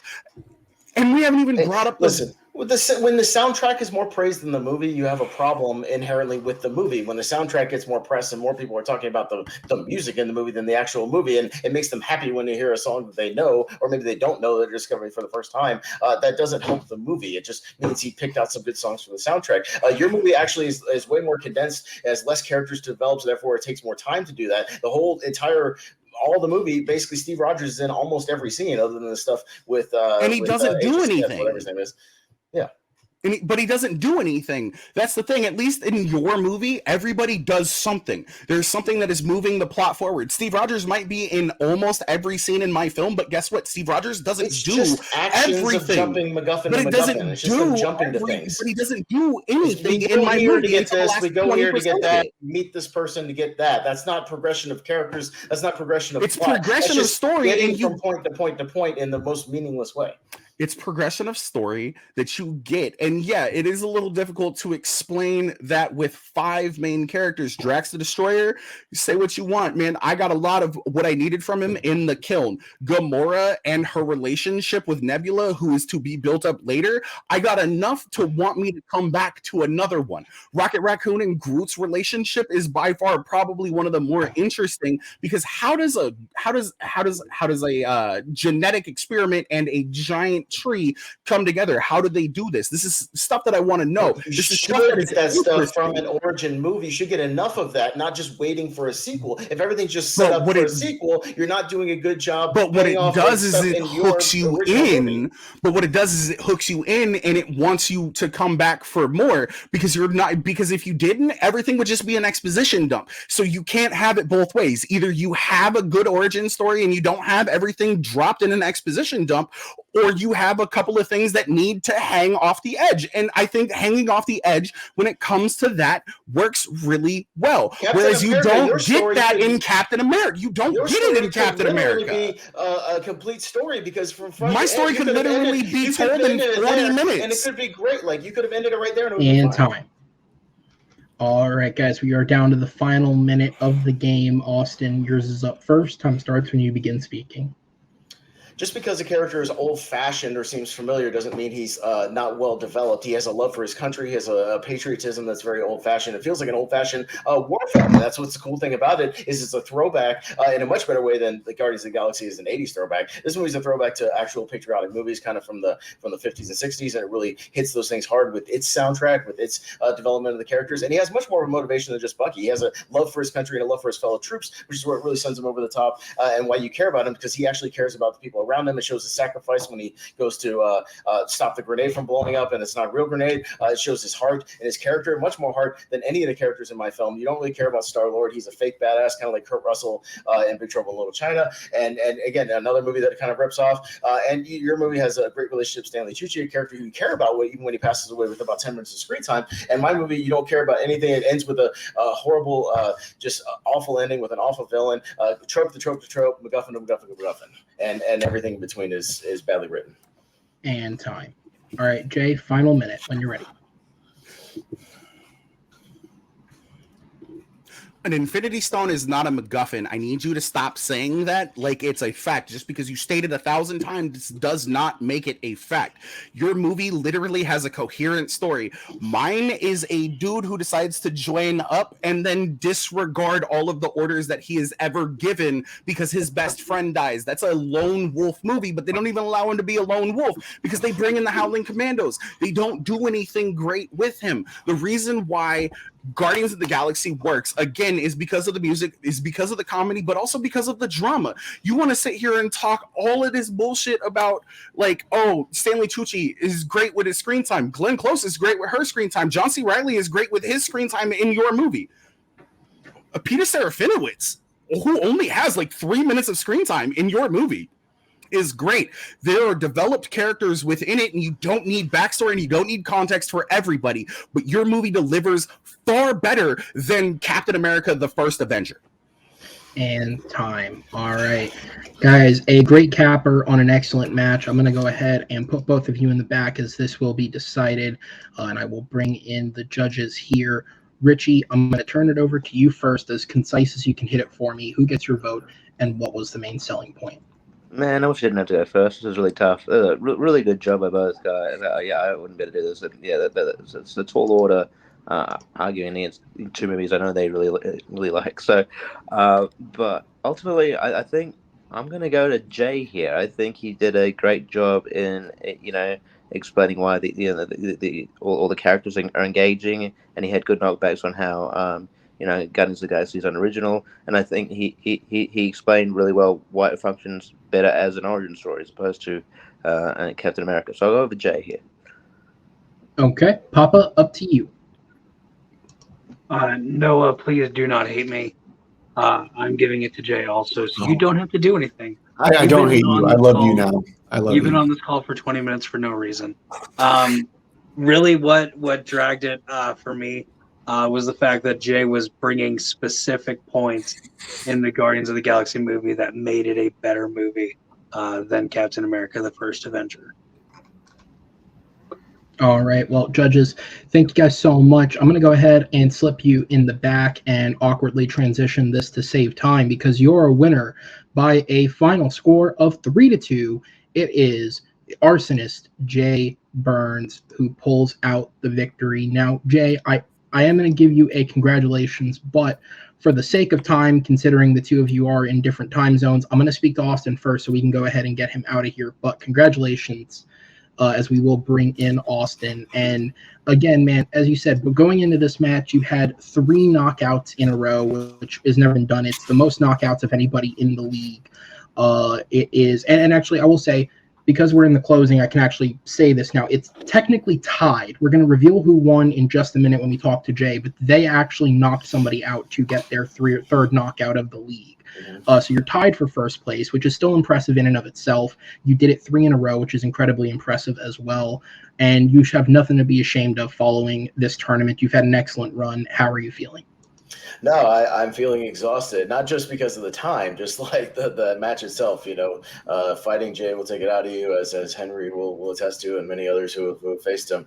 Because he may not have as many points laid out or whatever, but he gets very passionate about what he's talking about, and has a great way of articulating it even on the fly. So I'm glad I was at least able to take it to a blind round. I think I put together pretty solid arguments even for 5 minutes of prep or whatever it was.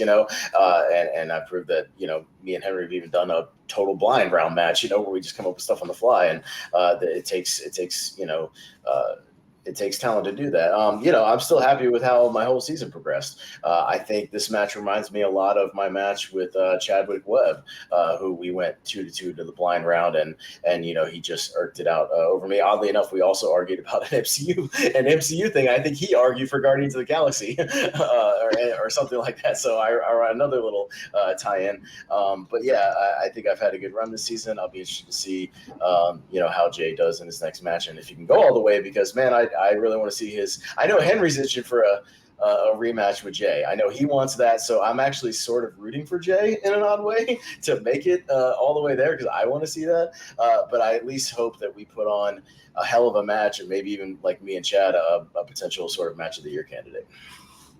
Absolutely, man. And I will say before I let you go again, congratulations on your overall season. And it's one of those things where in some deceptive way, even with the 3 knockouts, saying you're 5-4 is something someone may look at and kind of snuff at. But I do want you to know, because this is the end of the season, there's no immediate plan yet. That'll be all put together once the recordings are finished. So I can't tell you who comes next, but I will tell you when we're building the roster for next season and we're looking at, who is up the ranks, who should be put up first for that chance to make it to a title match. Your performance in this tournament will not be forgotten just based on your record. And I do look forward to seeing you back next season, sir. Congratulations. Get some sleep. Good luck at work tomorrow. I'm good. We will see you. As we'll go ahead and bring in your winner tonight with an impressive record of 6 wins, 2 defeats, and 1 knockout. Jay, this was an incredible performance tonight. You did an excellent job. I'm going to go ahead, before I turn it to you, I'm going to throw out, this is the final warning. If you've made it this far and you have not seen the match that went up yesterday, you want to know who, you don't want to get spoiled, who won. I haven't seen it yet. Well, you're going to get spoiled either way. No, I don't care. All right. Your opponent, after winning by a 3-0 knockout in the semifinal of the tournament, will be Joe Fairley, who knocked out Will Cohen 3-0. This is a rematch, obviously, for you, as we discussed earlier. But you're coming into this with a much better record, a lot more experience than you had that first time around, and you're on a hell of a win streak. This is also your first time where you can say you've kind of made it here. You were in the semifinals of last year's tournament, then you played against me for the chance to go to a title match. Obviously, I took that one. I'm still sorry about that in some ways. And you shouldn't be. Yoda's still the best teacher. That's true. That's true. I'll give you that one all day and night. And now you're here. You're in the tournament final. It's not going to get played till next season, so this is still your final match of the year. But how are you feeling about that coming up? Joe, I'm coming for you, my boy. Joe, I'm coming for you, my boy. You had me a little bit when we played our first match, because I wasn't doing as much studying as I'm doing now, and I'm still not doing a whole bunch of studying at this point in time, but I am doing some studying. I watched Five Goes West. I watched Tombstone because I literally thought that he said it was Tombstone, and then he said it was Unforgiven, so I'm like, fuck, at that point in time. But can I just throw out there, that is the most Jay thing that I have seen, because I went back to check the chat in case I fucked something up. Not only did you answer first, Tombstone never came up. No, you're 100% right, which is fair, because I literally for a microsecond thought about switching my answer to Tombstone, but all I had was negatives to say about Tombstone because I watched it with a negative eye.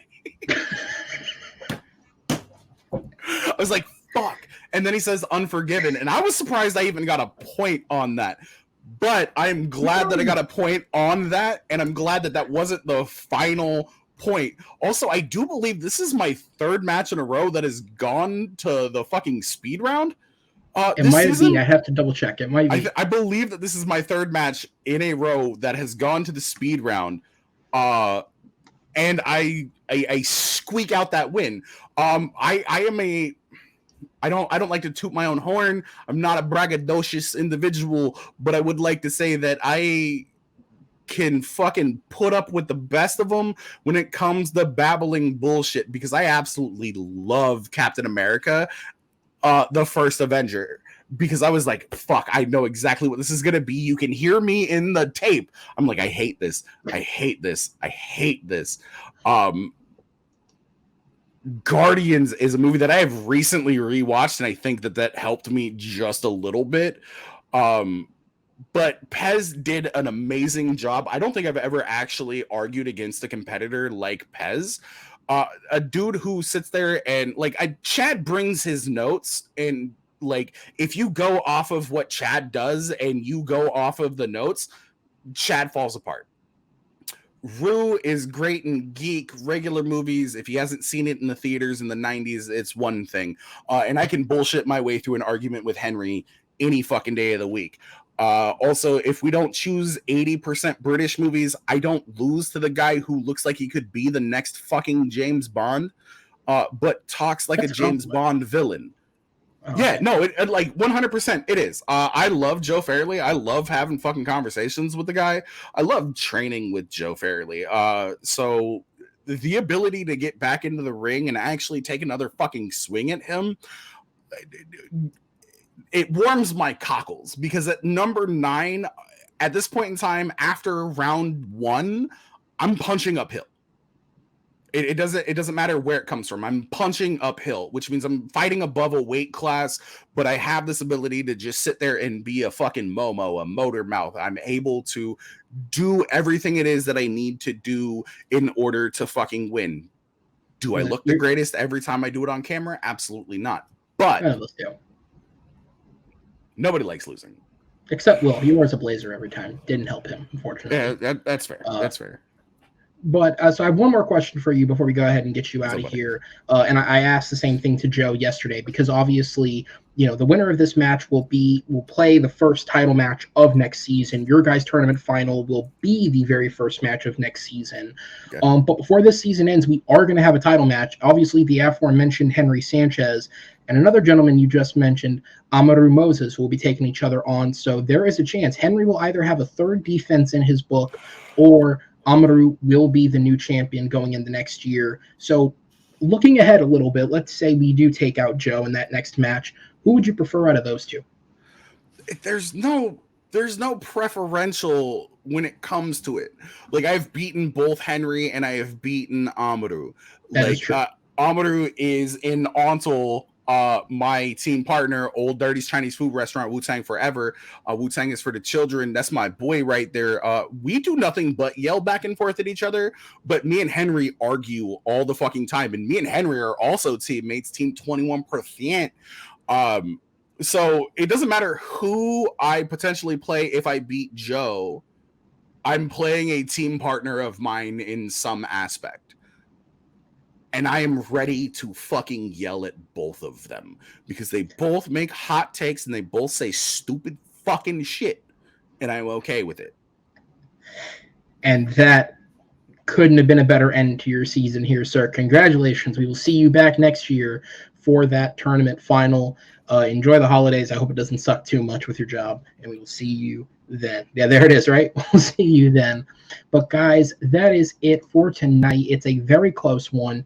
Austin cementing himself as one of the top players in form right now in the league with his performance tonight, but it is Jay that will walk away with the victory, going up against Joe Fairley next season. And what a hell of a first match that is, with the schedule being condensed and us deciding to bump that tournament final into next season.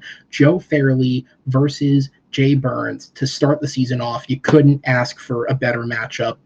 Well, maybe except for the one that's ending this season, because we do have one more big match before all is said and done. And that is our title match between the defending champion Henry Sanchez taking on Amaru Moses. Now, before that goes up on Sunday the 18th, we do have one more match that'll go up in between, because you got to have some kind of buffer between these and that. So we're going to be having one of our judges tonight, Richie Goodacre, returning. He'll be taking on Jake Reese, who returns, trying to pull out his first victory before the season's over. Can he do it, or will Richie be able to shunt his want? We will see. With that said, guys, thank you for watching. Congratulations today, Jay. Shout out to Austin. Thank you to our judges, Noah, Richie, and Papa West. And on behalf of everyone here at the Movie Battleground, my name is Aaron Knoll, and we'll see you later. Take care.